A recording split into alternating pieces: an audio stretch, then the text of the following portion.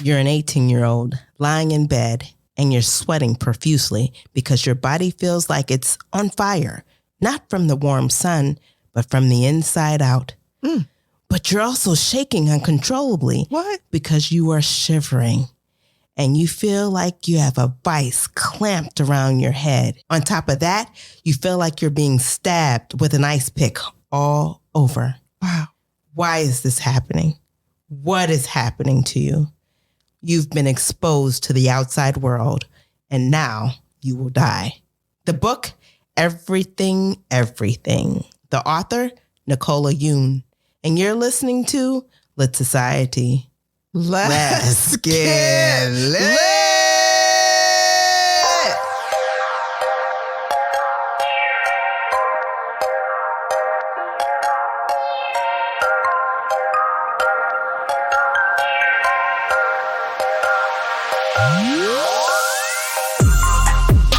Hi, readers. This is Alexis. And this is Kari. And you're listening to Lit Society, a podcast about books and drama. You are. Kari, you know, the immune disease discussed in this book reminded me of an episode of Seinfeld. I already knew you. Same for you? Yeah, for sure. You remember the episode? Bubble Boy. Yes. Well, in the episode, Bubble Boy was obnoxious and offensive, but he was based on a real person, which leads me to our theme of the week.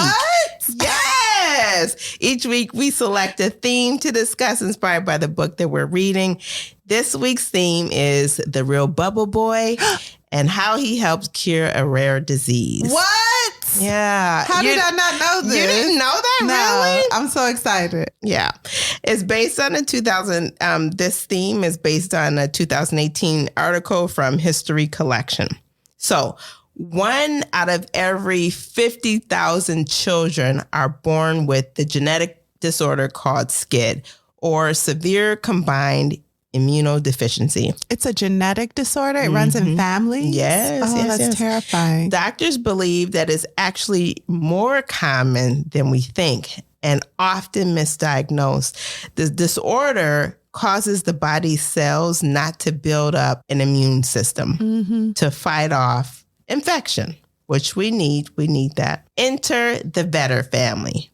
Carol and David Vetter, their first son, was born with SCID, and he died at 7 months old. The doctors told the parents that any male child they had would have a 50% chance of inheriting the disease. Wow. The second child they had was a daughter, so they got pregnant again. Their third child was David Philip Vetter, and he was born in 1971.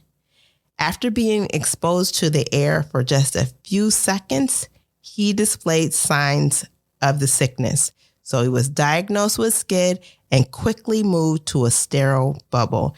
The mom, having had experience with this prior, she knew exactly what her son needed and, of course, gave the heads up to the staff. Most babies that are born with SCID die right away.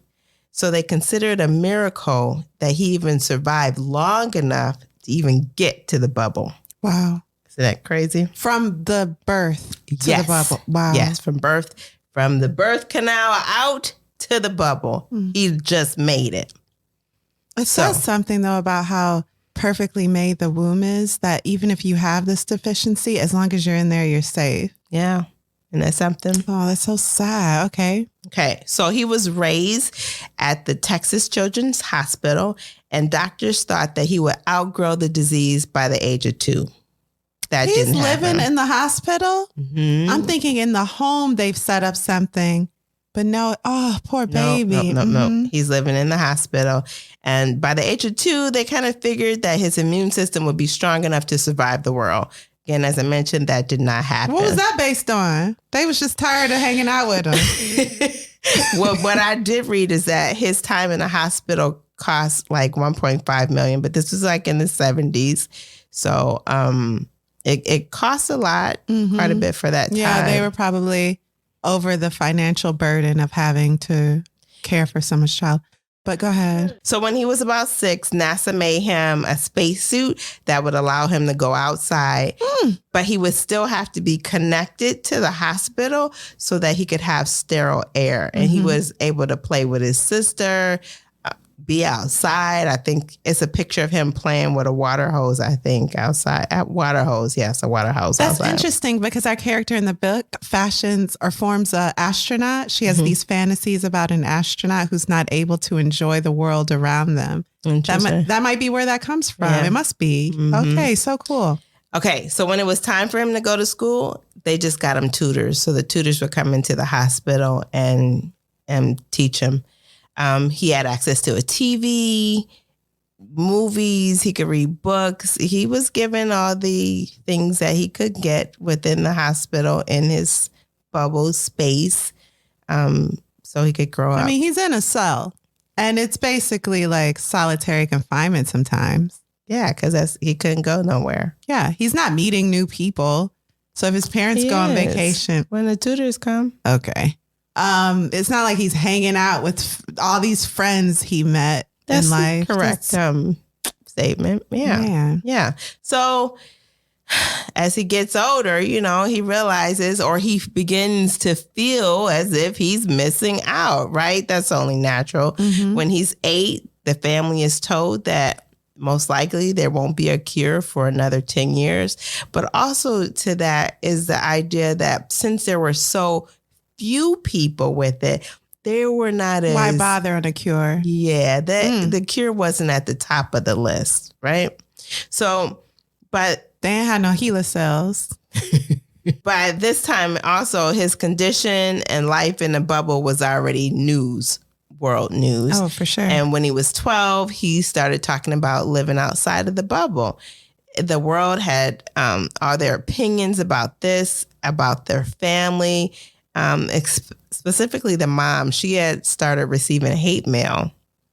They were calling her overprotective, controlling, and purely just a bad mom.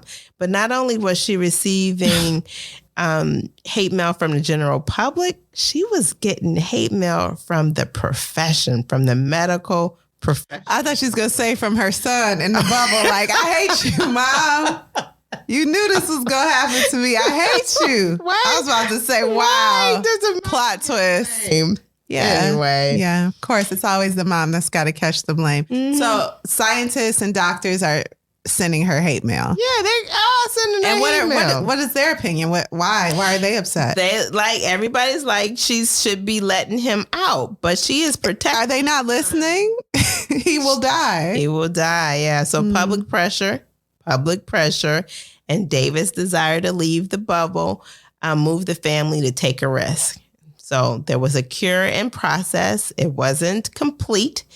So it was experimental, and the family decided to move forward with this experimental treatment. They were taking bone marrow from David's sister, who was born healthy, and they were going to inject him with it in hopes that would fix. This had worked in other cases, but there was no guarantee that it would work in his case. It did not work. So, of course, his body is rejecting. And both of the children, now you got these needles in the daughter, and bone marrow needles are no joke. You are taking out what's in the inside of the bone. That's extremely painful. You have both of your children going through this with hopes that finally your son will be cured, live a happy, quote unquote, normal life, and you can stop receiving this hate mail. And then it don't work. Then it doesn't work. Yeah, the siblings were not a perfect match. So during the time that David was out of the bubble for the surgery, he developed the Epstein-Barr virus, which is mono. Are you familiar with mono? Well, that actually can lead to cancer. What? 2 weeks later, he contracted lymphoma. Wow. It spread through his body quickly because he didn't have an immune system, and he died in 1984 at the age of 12. Yeah. Seinfeld, shame on you. This is a terribly sad story. Exactly. Because of David's death and the media attention, they started receiving funding for research into a cure for SCID. Where was this funding? Oh. Right. Everybody always do stuff backwards. Yeah. So scientists and doctors would learn that they needed to take the bone marrow and stem cell from the umbilical cord and then do a bone marrow transplant.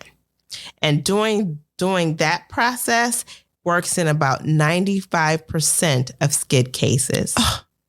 Once a child with SCID develops their first infection, it's too late. Today, they can diagnose SCID in the mother's womb. Yeah. Wow. And they can treat it within the womb so that the child comes out. Wow. healthy. They expedited the research for the cure because of an emotional response to this boy's death. Yeah. Everything. Oh, wow. That's incredible. And not every state requires this SCID screening. So I don't know if Illinois is one of those states, and of course I haven't had a baby in years, so I would know, but not every state requires it. So every parent is not getting it. And like I mentioned, if they're not finding out in the womb, it's too late by the time they get their first infection. So there were movies made about them. And I remember that this book triggered the Seinfeld memory and then also the memory of David. Like, I don't remember his name. I remember that being in the media when I was a little girl about a bubble boy. So anyway, that's the real bubble boy and how his death led to a cure. Thank you so much for that context. It adds like a sobering layer of just understanding to the book that we read this week. Thank you for that. Why don't we take a quick break before we jump into the author and context? Sure.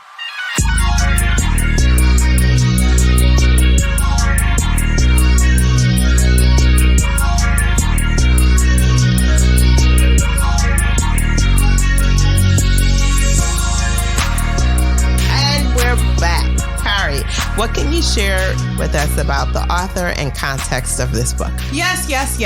So Mrs. Yoon is a Jamaican-American author from Brooklyn who majored in electrical engineering. Did you know that? No. She's a tech girl. And Nicola's like, I love the tech. But then she took one creative writing class and she was like, okay, I love the writing. Oh, wow. She's also a #1 New York Times bestselling author of Instructions for Dancing. That's one book.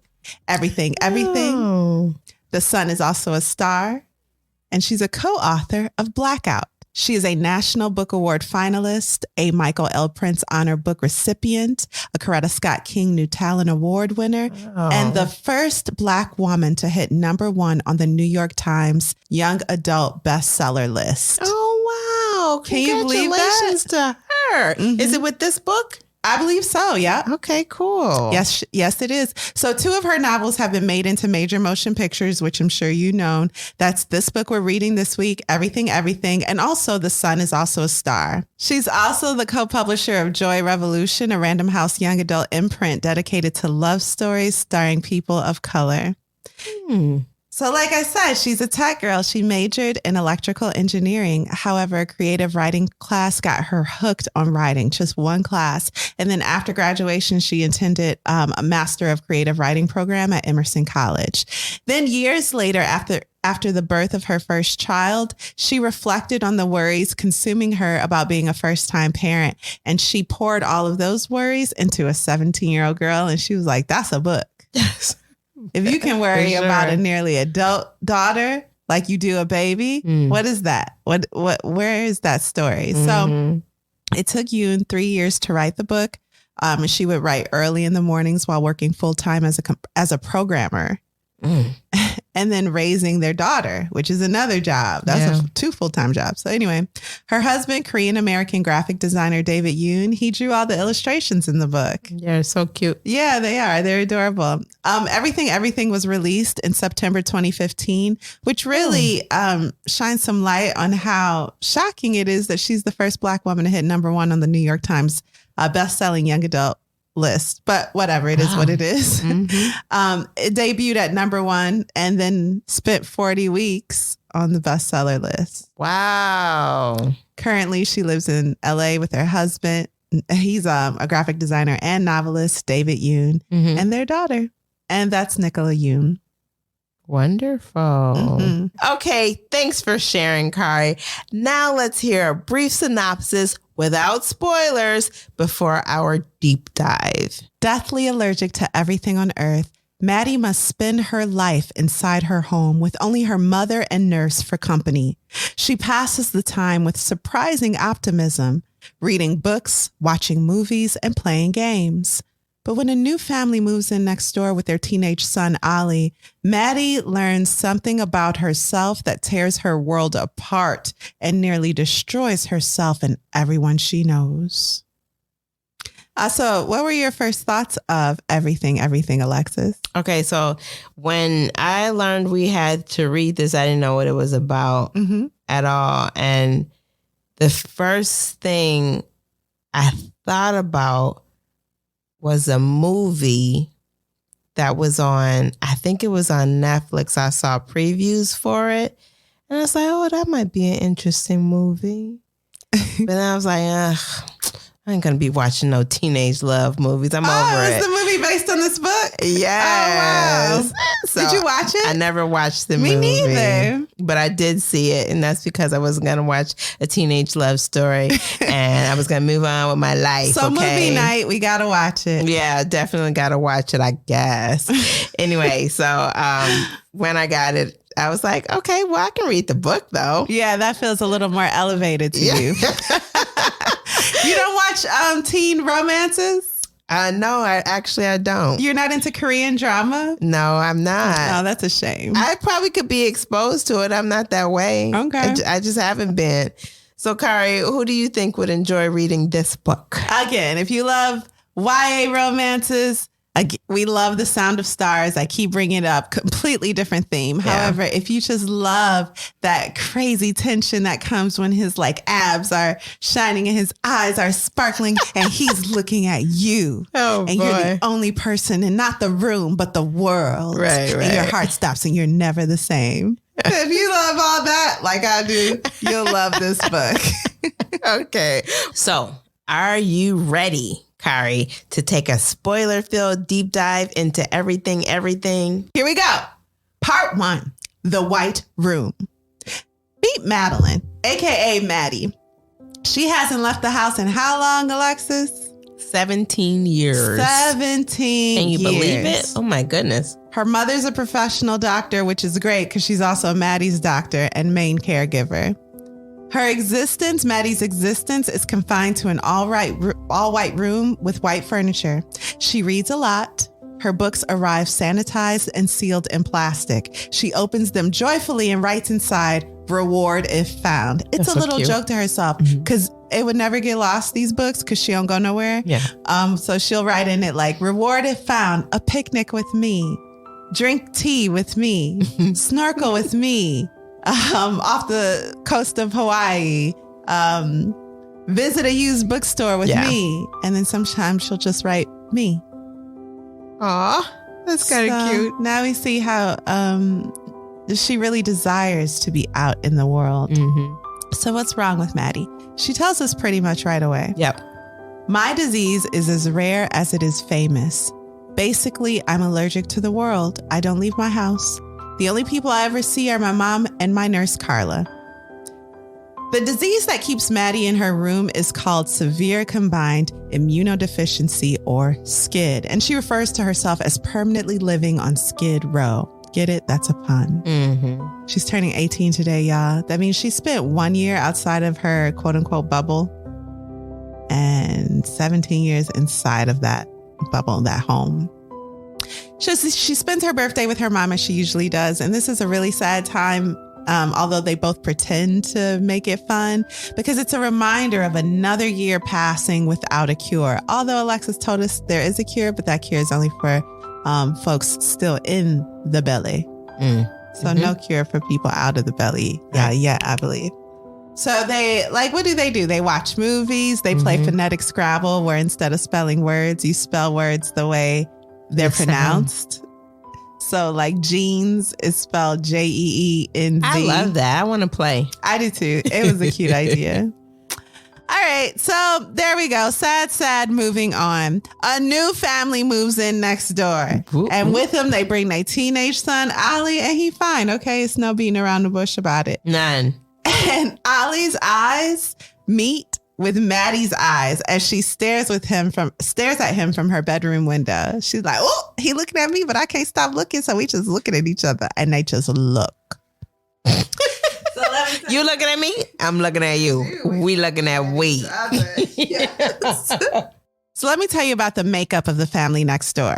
The mother nags, the father drinks and screams, the daughter rebels, and Olly does parkour. Yeah. He's like always jumping off of stuff, doing headstands. Right. He's a bit of a weirdo. So Olly and his sister bring a bundt cake from his mom to Maddy's house. And the thing is, don't nobody ever ring their doorbell. So Maddy's at the dinner table with her mom and Carla, her nurse. The doorbell rings and everyone freezes and freaks out. Exactly.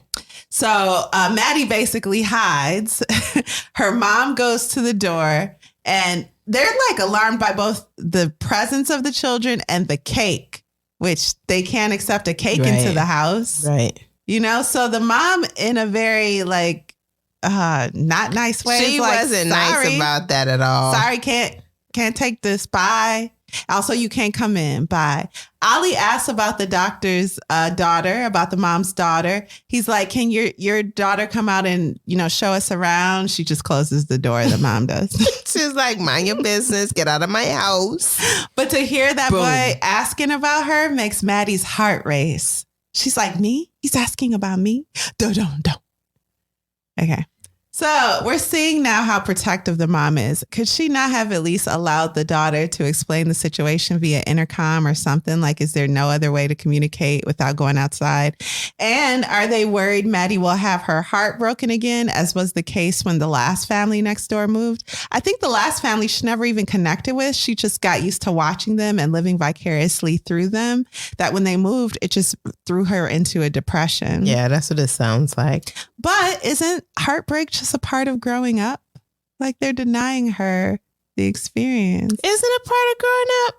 Yeah. Okay. Learning, to deal with, I don't know. Anyway, so the father is screaming and Maddy can't help but look out of her window. She sees the dad angrily throwing the bundt cake her mom rejected at Olly. So Olly's dad throws the bundt cake at him. It lands and is strangely not harmed. She's like, it's a good thing we didn't eat it. That's a stone. Olly, embarrassed, no doubt, stares directly at Maddy's window. He knew she'd be watching. He closes his blinds. Days later, the bundt cake her mom rejected is sitting on Olly's windowsill. It's alive. In its original condition, it still looks the same. And now he put some googly eyes on it. And next to it is a martini and a cigarette. It seems to jump from the window, taking its own life. Olly checks for a pulse, for Maddy's amusement, of course. Dressed as a priest, Olly gives the cake its last rites. He grins when Maddy breaks into laughter. Olly leaves his blinds open most of the time, inviting Maddy into his realm. He is mysterious in his behavior, showing us that he, like Maddy, is craving some attention, some connection with someone outside of his family. Now, I read this book months ago, so I looked up notes on Spark Notes just to remind me of certain parts, but it also does a little analysis with some insight that I didn't think of that I want to share with you guys. Again, my source here is Spark Notes. Yeah, so it says, pretty cool to read about. I mean, yeah. So it says, Olly uses the cake as a metaphor for his waning happiness. When I first read this book, I was thinking, they're just being playful. He's flirting with her. But no, that cake is like a little bit representation of him. He gets Maddy's attention at the window under the guise of comedy, creates a narrative of despair and hopelessness using the indestructible bundt cake as his subject. And then the cake, wearing various costumes and adornments, makes a couple of suicide attempts, only to be twice nursed back to health before it finally succumbs. Interesting. And this is to show us how Olly feels trapped in a family mired in anger and abuse. But he's not been destroyed yet. But he feels like any day now it's over for me. So, yeah. Well, I guess that's an accurate picture for him. That I get it. I get the. So there's layers here in YA romance, Alexis. Yeah, you're right. Okay, so eventually Olly just writes on a piece of paper his email address and places that note up against the window so that Maddy can write down his email. Part 2, you've got I am.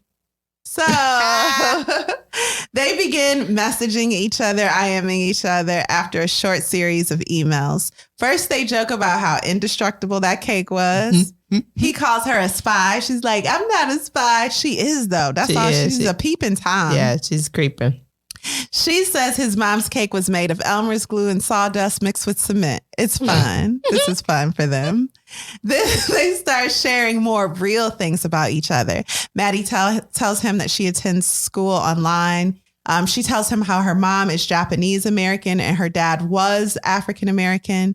He tells her he's really into math, but his dad made him quit the mathletes. And that's supposed to also show the reader how controlling his dad is with no type of reasoning. Like, why is he that way? Why he got to quit the mathletes? He got to do some more sports like. Right. That's silly. So you can't be intellectual. You have to be physical. Because for some reason you got to choose. Yeah. Nonsense. A surprise visit. So Carla, the nurse, tells Maddy to get herself ready to spend 20 minutes in the sunroom with Olly. Now, is this a little overstepping of the lines of Carla is not the mama. The mama would have never agreed to this. Yeah, and I was thinking, like, maybe she told her mother and didn't tell her because why would she do this? Why would Carla be so bold? Yeah. Well, listen, Carla loves Maddy. Also, Carla and her daughter aren't talking so much since boys and hormones, she says. So she really admires the relationship that Maddy has with her mom. True. But she's more than a nurse for Maddy. She's like a friend. So she notices that Maddy's been checking her emails. And then Maddy outright begged to have Olly come over. Carla said no, but caved. It will have to be a secret they keep from her mother. Madeline is excited, but admits that it's a risk allowing him to visit. And Carla reminds her that everything is a risk, girl. However, Maddy thinks he's the biggest risk I've taken. And that's the most YA line I've ever read in my life. But she is only 18. Yeah, I guess. And she, in her mind, socially, she's like 12. If that, 5, whatever. Wow. She's a very intelligent girl, but she just hasn't been socialized. So in order to be in the same room, Olly had to submit to a decontamination process, and he must remain distant from Maddy, and they absolutely cannot touch in any way. No. Oh, the wonderful YA tension. So before heading downstairs, Maddy sends Olly a quick email. By the time you read this, we will have met. It will have been perfect. So Maddy describes the scene for the reader. It's in the sunroom, which is her favorite room in the house. It's almost all glass and looks out perfectly into the manicured lawn. The decor is like a movie set of a tropical rainforest because nothing in it is real. It's filled with real looking plants. I think even some real looking quote unquote fish and a rock wall. And like a stream. But since she can't be around anything real, it's all plastic or, some other synthetic material. There's even the babbling stream that snakes its way through the room. The furniture is white wicker, and a heated fan allows a warm breeze to fill the room so that she can imagine being outside. Okay? When she walks in, again, Olly is a weirdo. His love of parkour was like an indication that he's always going to be climbing things. He's like Spider-Man without the webs or powers. Yeah, so I was thinking it was a rock wall in that room, isn't there? Yeah, there's a rock wall, and he's like, but it's not a rock climbing wall. It's decoration. You're actually climbing someone's wall. So when I was like, what is it? I must have missed it. It's a rock climbing wall. No. When Maddy walks in, she finds Olly climbing the decorative rocks on the back wall. At first, they start talking and they're like all jokey and awkward with each other. Cute. He occasionally snaps this black rubber band that he wears on his wrist. Obviously, he's nervous. And then when Maddy says she wishes, she could visit the beach. Olly describes the beach. He's like, oh, you don't want to go to the beach because it's wet and cold and salty and deadly. Think about it. All of that water and you could die of thirst. So this is like also showing us the fears that Olly lives with. They're both trapped in different ways. Yep. And then he, for no reason, demonstrates a perfect one-arm handstand. And this is really indicative of like teenage boys, right? Like he's liking her. He's nervous. He's like, this is something cool I can do. And then he does a handstand on one arm. He remains nearly perfectly still, and his shirt falls up to reveal the hard muscles of his stomach. And Maddy thinks it's amazing. Okay. Carla ends their time together. She's like, headstands, abs showing. That's enough of this. Everybody go home to their respective homes. Yes. That's you, Olly. Leave. And then she says, before you leave, y'all didn't touch, right? And they're like, touch? We haven't even thought about touching. And now that's all that they can think about. And Maddy says, I am suddenly sure spontaneous combustion is a real thing. The next day, Maddy is convinced that she's sick. Carla takes her vitals and assures her she's just lovesick. Maddy protests and she's like, I'm not in love, I'm in like. But then she decides something must be done. Maddy emails Olly to tell him, I'm going to be busy, so don't bother reaching out to me, okay? Then she closes her book and hides it. Her laptop and hides it and reads Alice in Wonderland. That's not a short book. So She needs to busy herself up. Yeah. She didn't want to be thinking about this boy. Yeah, and so when she's done with the book, she goes and opens the computer. And guess what, Alexis? He didn't message her. And she is furious. Carla tells Maddy, you crazy telling the boy not to email you and then being upset when he don't. But I totally get it. Whatever. I've done that. Listen, don't do that. That ain't it. The next time they talk, they decide we'll be friends. Okay, we're going to be friends. Just friends. Well, really, she decided it. I want to be your friend. She's just like, She can't take the emotion. So after a week, after the first visit, so Carla's like, let's see how you do with this first visit. If you don't get sick, he can come over again. And Carla's like really invested in him coming over now. I don't know, Carla, stay in your place. You are the hired aide. I don't know. but she's trying to give her just a taste, and she feels like her life should be lived. So it's not her place. I agree. It's not her place. Yeah, she doesn't want her to live a risk-free life. That's not living. But it's not her place. So Maddy's like, while Olly's downstairs, Maddy upstairs trying on different outfits, standing in different angles in the mirror. Then she finally comes downstairs and he's like, you look like the angel of death. You always wear black. You notice that? Anyway, I can do a handstand. Weird. He then comments on how cool the circulation system is in that room. How cool all of it is, really. And Maddy confides in him something that the reader doesn't even know. And that's that her dad and brother were killed by a trucker who fell asleep at the wheel. The trucker was overworked. He was working multiple shifts. So there was a settlement after the mom sued the trucker's company. And that settlement pays for everything in the room. It pays for her home care. Because you're like, how do they afford all this? I know the mom's a doctor, but really her daughter's like her only patient. No. Oh, no? She works at the hospital. Oh, that's true. She just spends so much time caring for her daughter. I don't know what else she could be doing at the hospital, but you're right. You're right. But it's not enough to pay for all of this. So now we know where they get their millions from. And it's sad because Maddy barely remembers her brother and father. After expressing his sympathy, he's like, I'm so sorry. He reflects soberly on the complexity of life. We may wish that our lives were different, he says, but a person is like a formula in which slightly different inputs can produce radically different outputs. And then I just think of Professor Malcolm from Jurassic Park. Yeah. because he's talking about chaos theory. So that's my full education on chaos theories from Jurassic Park. Maddy responds that for anyone who reads books, the fact that people are unpredictable is not news. To herself, however, she predicts that she is going to fall in love with Olly and it's going to be a disaster.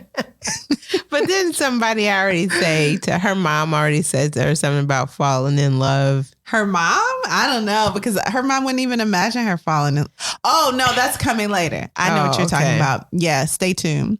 So the signs that something's up with Maddy start to become evident. First of all, due to late night IM sessions with Olly, she's canceling these movie nights with her mama left and right. She done dropped her mama so quick. And her mom's like, what's wrong? You love our nights. Yeah. And Maddy's like, I'm sick. Her mom's like, boom.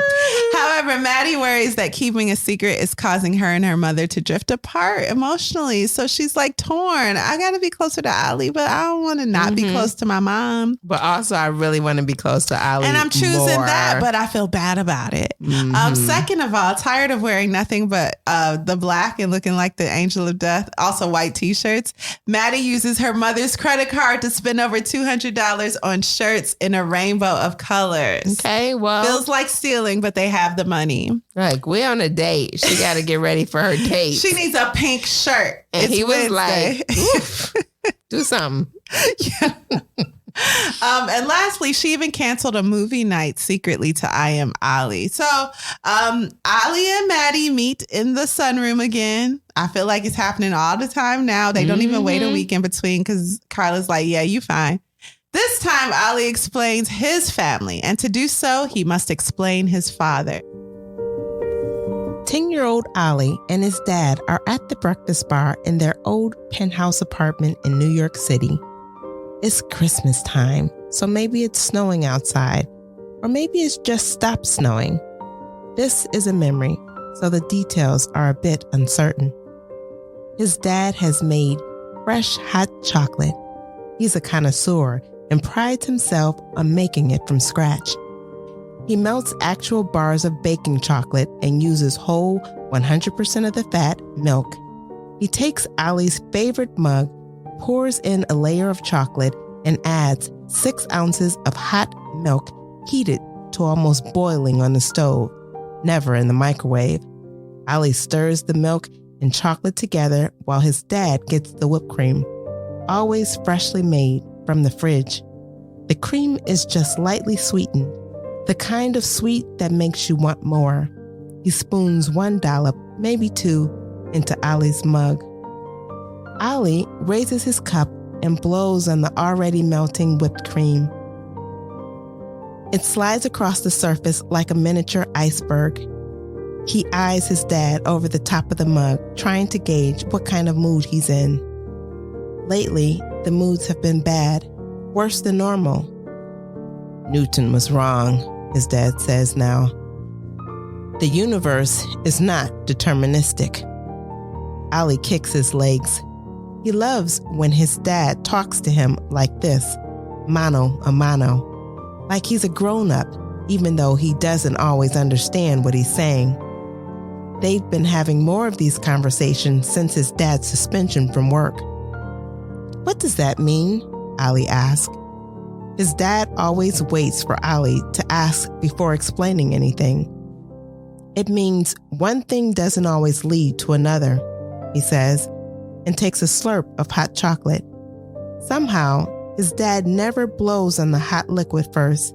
He just dives right in. It means you can do everything right, and your life can still turn to crap. Olly holds his sip of hot chocolate in his mouth and stares at the mug. A few weeks ago, Olly's mom had explained that his dad was going to be home for a while until things were fixed at work. She wouldn't say what was wrong, but Olly had overheard words like fraud and investigation. He wasn't quite sure what any of it meant, only that his dad seemed to love Olly and Kara and his mom a little less than he did before. And the less he seemed to love them, the more they tried to become more lovable. The phone rings, and his dad strides over to it.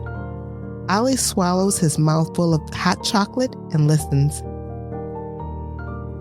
At first, his dad uses his work voice, the one that's angry and relaxed at the same time. Eventually, though, his voice just turns to anger. You're firing me? You just said they were clearing me. Olly finds himself getting angry too on behalf of his dad. He puts his mug down and slips off his stool. His dad paces the length of the room. His face is a storm. I don't care about the money. Don't do this, Phil. If you fire me, everyone's going to think. He stopped moving and holds the phone away from his ear. He doesn't say anything for a long time. Olly stops moving too, hoping that whatever Phil says next will fix everything. Jesus, you guys can't do this to me. No one's going to touch me after this. Olly wants to go to his dad and tell him everything is going to be okay, but he can't. He's too afraid. He slips out of the room, taking his hot chocolate with him. This is why Olly is so devoted to chaos theory, because a random event in the past made a huge difference in the present. That's how he sees it. He remembers the first time his dad got drunk in the afternoon, and he thinks, should I have comforted him? Would it have mattered? Would things be different today if I had said something then?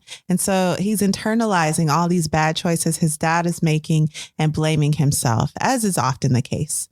After the visit, Maddy applies for a credit card of her own because she's 18 now. And Carla counsels her against canceling movie nights with her mom. She's like, your mom is lonely.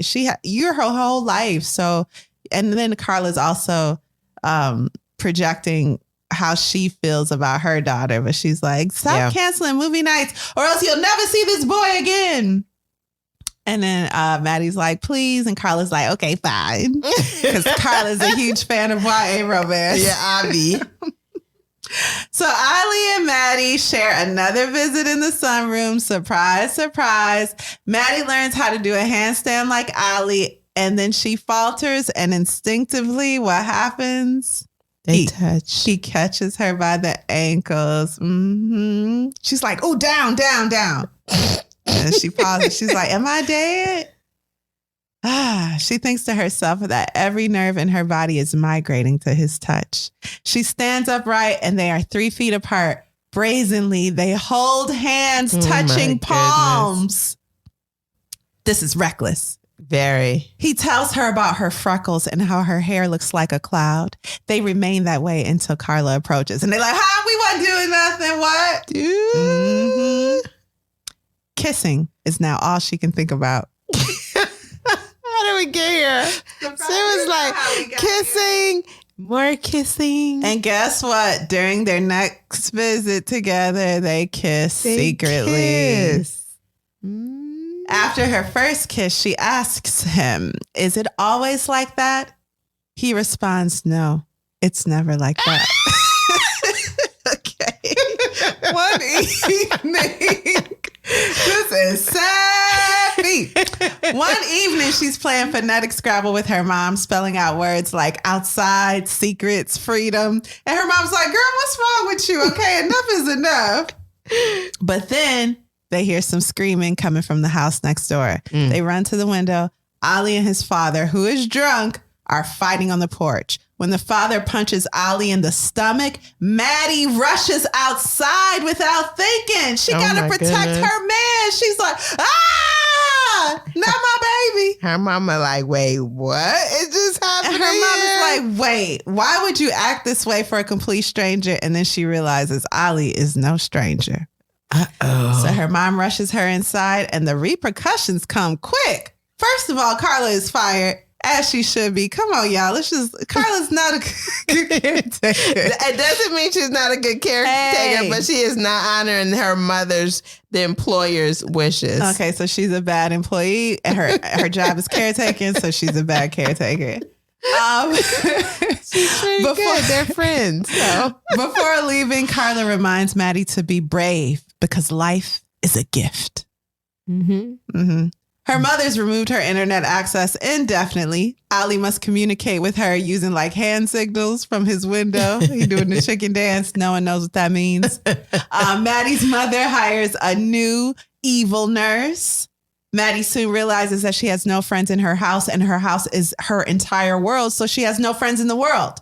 Maddy's mom is like, Carla wasn't your friend, girl. Ooh, She was your friend. She wouldn't have let that boy come over and be in the sunroom with my fake plants and climbing on my walls like a monkey. No, that ain't it. That ain't it. Maddy, this is the part you were talking about before. Maddy repeats something that Carla told her to her mother. Maddie's like, love can't kill me. And the mom says, that's not true. Ooh. Dang. In time, life continues. Olly goes back to school as summer break is over. Internet privileges are restored to Maddy until 3 p.m. daily, which is really sad because Olly get out of school like at 4 or 5. Olly IMs Maddy with details about high school, but she misses their times together in person, talking and kissing. One day she sees him pull into his driveway with Kara and another girl in the car with him. The mystery girl laughs and puts her hand on Olly's shoulder. Who is this harlot? As soon as that girl touches his shoulder, Olly sheepishly looks up at Maddy's window like, this don't mean nothing. She's like, you know what? This is too much. I can't take it. I need out. I can't do relationships. And then he waves at the window like, hi. But Maddy has ducked out of sight. Okay, part 3, our penultimate part. Aloha means hello and goodbye. So Maddy has once again canceled a mother-daughter night, not because she hanging out with Olly online, but because she just now kind of ain't really rocking with her mama like that. Her mother comes to her bedroom to check on her, but also brings a gift that she hopes will cheer Maddy up. It's a framed photo of their family, Maddy's handsome father and happy mother and 4-month-old Maddy and her brother. The photo was taken on a beach in Hawaii, on Maui, just 1 month before Maddy's father and brother died. Later, after Olly has tried to explain with hand gestures that the girl Maddy saw was just a lab partner, and I got to watch the movie because I got to see how he did this. Maddy starts thinking seriously about the sameness of her life. Mm-hmm. Books, she observes, unfold differently when you read them backwards. My life, though, she thinks, has always been like a palindrome, the same in one direction and the other. Madam, I'm Adam. Or Adam, I'm Madam. Yeah, exactly. Olly's changed everything, though, and she does not know how to go back to being just the girl who reads. Well, that is hard. He exposed, she was fine in her space, and then he made eye contact with her. Was she, though? She was. She didn't know she was missing anything. She knew from the book she was reading. But she didn't feel like she was lacking. Yeah, it wasn't as hard. And so now he comes into her world, smiles, winks, and blows kisses to the window. And she like, and does handstands. And the girl, her world has been rocked. And it's really that easy when you're a teenager in love. Yes. She writes her mother a goodbye letter. She's like, Nara. She explains that, look, mama, I love you and I'm grateful to be alive or whatever. I know you care, but I gotta embrace living. And sometimes that means dying, like the little prince in the children's book. I'm ready to die in order to be with my rose. She then dramatically runs to the house next door, throws rocks at Olly's window. He comes down. They kiss. Maddy puts Olly more at ease by lying and saying, I found these pills online on Amazon, the FDA approved. I take them now and I'm fine. Yay. And he outside. He believes because he wants to believe, but it's foolishness. She also is like, hey, I booked us a flight to Maui. That's not weird, right? From LA to Maui. What? Me and you. Because remember, I got that credit card. I ain't got no job, though. Madeline Whittier and Oliver Bright. Let's go. She was like, those are the pros of dating an older woman. Get into it. How young is he? He's 17. Ooh. No, it's okay.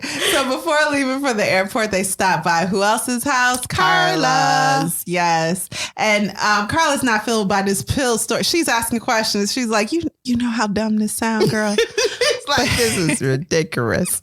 She keeps up the farce, knowing it's risky, but she's taking risks in her own life, like coming to this country when her family didn't want her to. And she's like, I've lived my life, Maddy. Go live yours for the couple seconds you can do it. So I'm like, what's going on here?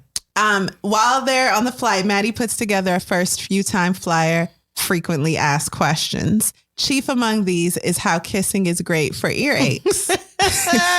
Ear popping on the plane, in flight, takeoff. Chew gum or kiss. They both work equally.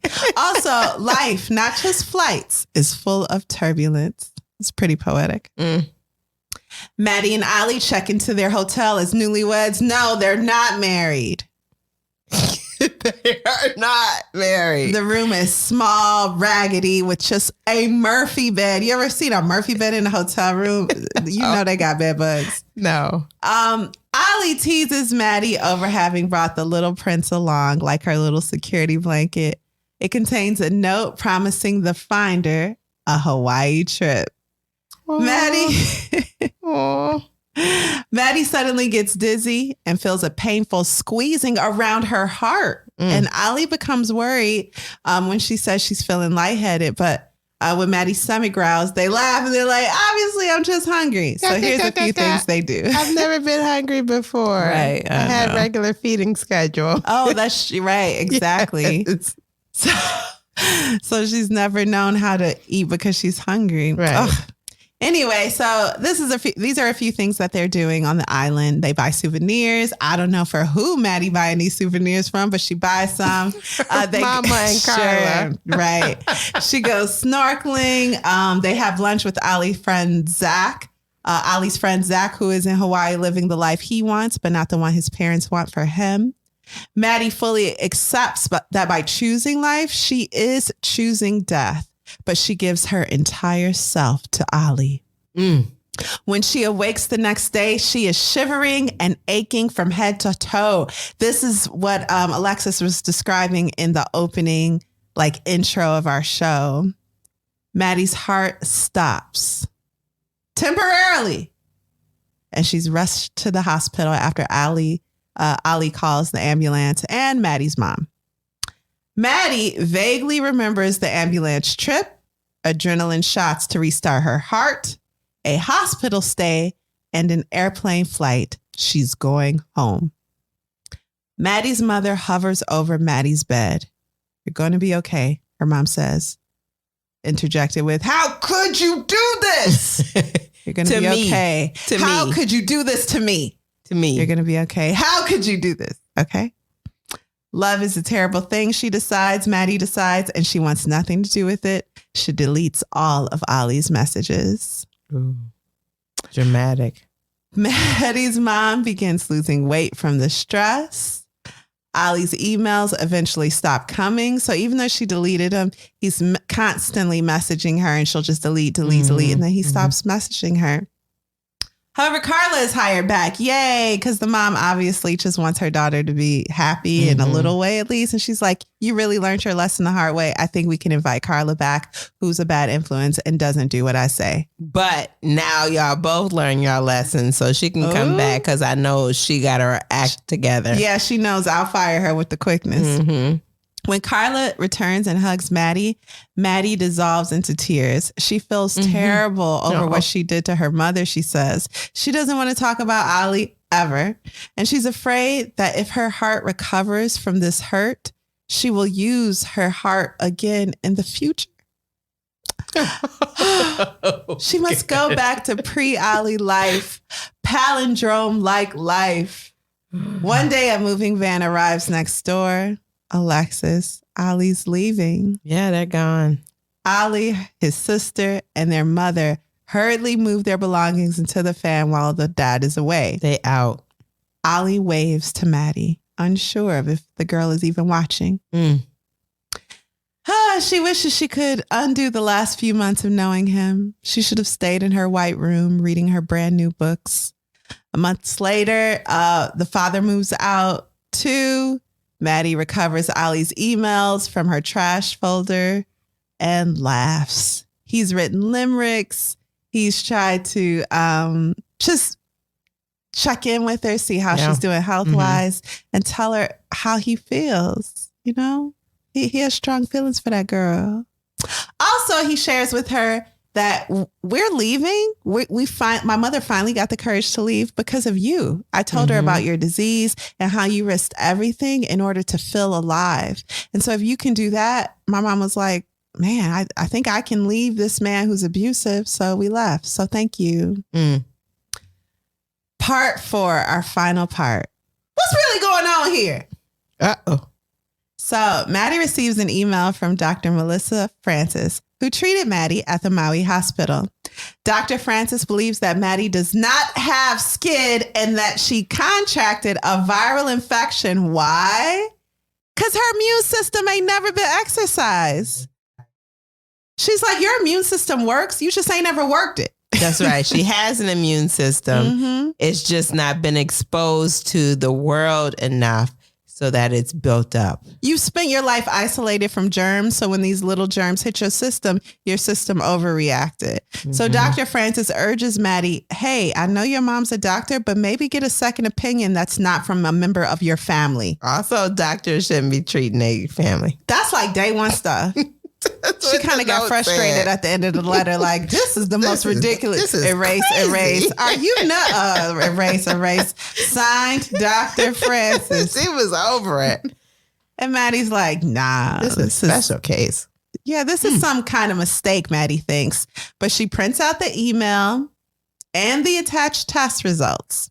She spends some time online trying to do her own research, and then she brings everything to her mother. Her mother's like, baby, your situation is so complex. A lot of doctors have never encountered it. Right. They don't know. And it sounds, well, yeah, that makes sense. A lot of doctors don't even know what to look for. So I had to protect you. Right. And I'm a doctor. I know. But she says, I had to protect you not once, but twice. And like something 3 about times, in fact. Yeah, something about the repeating of it. Maddy grows quiet and asks for the printout back. She's like, can I have back those sheets I gave you? Her mom's like, what sheets? She's like, get it back. And now Maddy is starting to have doubts about whether being under her mom's care is the best thing for her. Dun, dun, dun. What do you think right now reading the book? I'm confident the mom is cuckoo. I thought it earlier. So me too. From the beginning, I was thinking something about the mom ain't right. Because she's just so wrapped up in her daughter's world. If you can decontaminate people and bring them in the house, then make an effort to socialize your daughter. Where's her spacesuit? Yeah, where's her spacesuit to get her outside at least? You just want her next to you all the time. Yeah. And then a couple other things. So Maddy's like, hey, Carla, come here. Look at what the doctor from Maui said. And Carla's like, oh, yeah, I've been suspicious about your mama for a long time. Because I don't think she right in the head ever since your father and brother died. I hate to say it, but. Right. She said, give me a day. She said, give me all these papers. I'm going to a real doctor and I'll be back with an answer. That's what she said. Carla's a friend, okay? She ride or die. But Maddy can't wait. So she does some internet research and then she goes to her mom's office. But before we get there, I want to again bring up Spark Notes because they has something insightful to say about this part of the book. Okay. Faced with the possibility that she had never truly been ill, Maddy questions everything her mother has ever told her. Of course. Maddy is now determined to find out the truth about her illness and the relationship of dependency that her mother has forced upon her. Maddy's mother has prevented Maddy from leaving her by denying Maddy the opportunity to live life to the fullest. And now we see the parallel even more between Olly and Maddy's lives. They have parents who are abusive, perhaps, in their way. We're not clear yet on the mom, although we have our suspicions. But perhaps they both have been subjects of abuse, Maddy unknowingly. So Carla goes to visit the SCID specialist. Maddy can't wait and begins rummaging through her mother's office. I find a photocopy of the first page of an article on SCID from a medical journal. Her scrawls in the margins are illegible. After that, there's a single visit to an allergist and then visits to 3 different immunologists. Each concludes that no illness was found, and that's it. I dig through the cabinet again for more files. It doesn't make sense that this would be all there is. Where are the test results? There must have been a 4th immunologist, right? Where's the diagnosis? Where are the consultations and the second opinions? There must be another thick red folder. I scour the files for a 3rd time, and a 4th. I spill other folders to the ground and rifle through them. I hunt through the papers on her desk. I thumb through the pages of her medical journals looking for highlighted passages. I'm breathing too quickly as I run over to her bookshelves.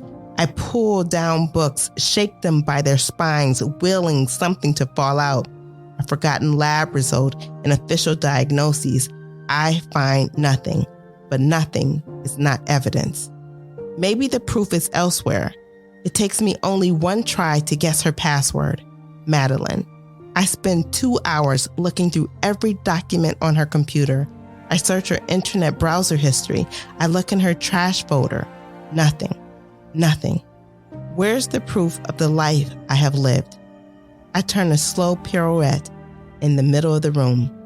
I don't believe the evidence of my own eyes. I don't believe what I'm not seeing. How can there be nothing?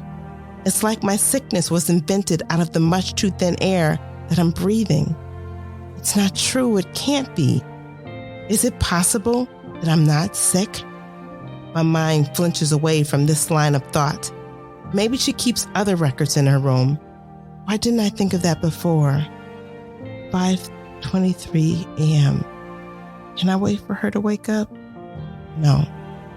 The door opens just as I'm walking over to it. There you are, she says, relief evident in her voice. I got worried you weren't in your room. She comes in further and her eyes widen as she takes in the chaos surrounding us.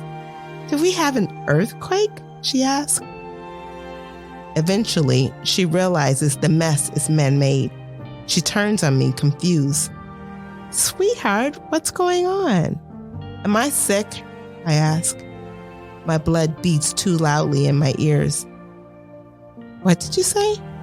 Am I sick? I say it louder this time. Her burgeoning anger dissipates, replaced by concern. Do you feel sick? She reaches out a hand to touch me, but I push it away. The hurt on her face makes me slightly ill, but I press. No, that's not what I mean. Do I have SCID? Her concern morphs into exasperation and a little pity. Is this about that letter? Yes, I said. And Carla too. She said that maybe you weren't okay. Meaning what? What am I accusing her of exactly? Where are all the papers? She takes a deep breath to steady herself. Madeline Whittier, what are you talking about? You have records for everything, but there's nothing about SCID in here. Why can't I find anything? I grab the red folder from the ground and shove it at her. You have everything else. What are you talking about? She said. Of course it's in here. I'm not sure what I was expecting from her, but that was not it. Does she really believe it's all here? She clutches the folder to her chest, like she's trying to make it a part of herself. Did you look carefully? I keep everything. She walks over to her desk and clears a space. I watch her as she examines the files, rearranging them, smoothing her hands over pages that don't need smoothing. After a while, she looks up at me. Did you take them? I know they were in here. Her voice is thick with confusion and also fear. And that's when I know, for sure, I am not sick and I never have been. Maddy runs out of the front door and feels a strange mix of happiness and despair. Her mother follows her outside and tries to persuade her to come back in. Maddy's mother blurts out, I lost your dad and I lost your brother. I couldn't lose you too. Maddy grows angry. I've never been sick. You're the one. Maddy then installs a lock on her bedroom door. She fills the sunroom with real plants and live goldfish to replace the fake one. She names all the goldfish Olly. Carla announces, yeah, I'm leaving because, like, why am I here now? No one's sick. Well, someone is, but I'm not a psychiatrist, so bye. It's like, I'm out. When she's leaving, Maddy hugs her and is like, that woman took my whole life from me.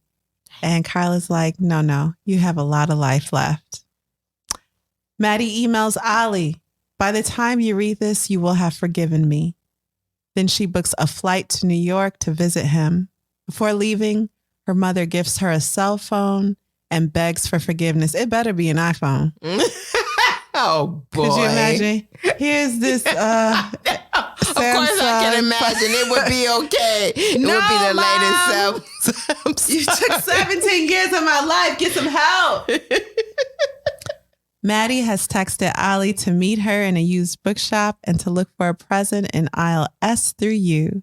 She arrives a little early to place the present on a shelf. She watches Olly arrive and find the book, her copy of The Little Prince. Inside, the finder's reward listed as me, Madeline. When Maddy comes out of hiding, Olly smiles. Found your book, he says. The end. Should we take a break? Yeah, let's do that. All right, let's do it. All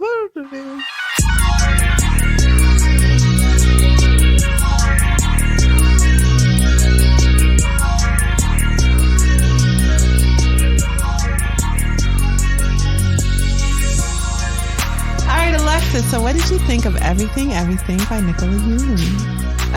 Okay, I'm gonna say that I did not like it when I first started reading it. I was like, so she's in love with him. Okay, can we move on already? And just as I Heartless. was getting to the end of that, that's when the bomb dropped about the mom kind of having her own illness. Mm-hmm. So at the end of all of that, I did enjoy it.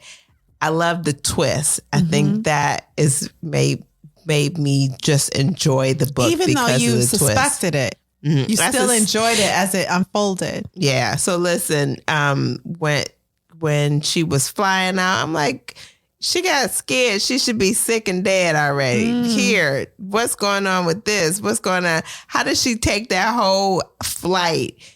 Were they in California? Yeah, LA to okay, so Maui. that's closer to. But still. Yeah, but she's on this flight in this recirculated air. She should be having fits. There is something going on. And then when the his friend in Hawaii was like, what's your parents' problem?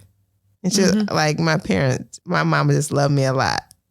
It's like, okay, something's wrong with her mom. Yeah. Something's really wrong with her mom. So yes, for me, it was a slow start because it was just like, okay, it's a teenage love story. All right, move on. Yeah. But then it not turned relatable. out, yeah. And at my big age.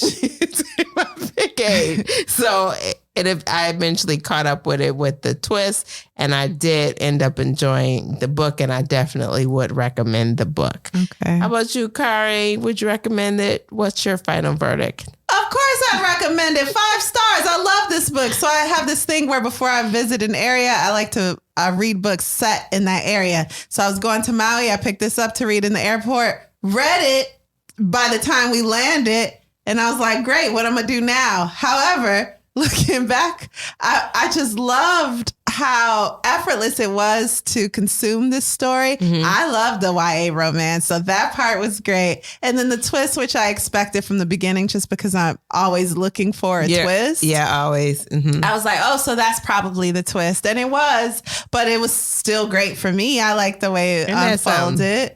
Also, reading the Spark Notes made me think a little deeper on it. There are things in the book that I thought were negligible, little acts or side plots or whatever, but they weren't. They added to the layers of these characters. And so as an adult, you can apply this to your relationship with your parents or to other people in your life who are authority figures, people who try to project their sicknesses onto you in whatever way. There's a lot here. So I would definitely recommend this book, you know. Yeah, I really loved it. I do enjoy the Spark Notes every once in a while when you can find one that has something to do with the book that we're reading. I enjoy the last time those. I think I read Spark Notes were for Animal Farm. Oh, because really? we had recorded that so far after I read it. Those were helpful, but yeah, I got to look into Spark Notes. Even while reading the book, we read our books, you guys. Yeah, for sure. But sometimes it helps to know what someone else thinks and what they've brought out of the story. Okay, so what are we reading next week, Kari? Well, next week is a wild card where we're going to cover a play. And we've really been looking forward to this. We want to get more into theatrical works. We're going to talk about the importance of being earnest, and it will be a video podcast. So check us out on YouTube. We haven't done one of those in a while. So haven't. Oh, my goodness. Okay, well, thank you for listening to Lit Society. We look forward to meeting up with you next week, Thursday. Lit Society is brought to you by Alexis Honoria and Kari Herrera. That's me. Support the cause by leaving a 5-star review for our show on Apple Podcasts, along with a comment about why you absolutely love us. We love you too. We love you. And still yet, you can leave a 5-star review for us on Spotify. That's right. If you've enjoyed what you just heard, tell a friend about Lit Society. Visit litsocietypod.com for show notes, this month's book list, and to sign up for our amazing email newsletter. And until next time, readers, read something.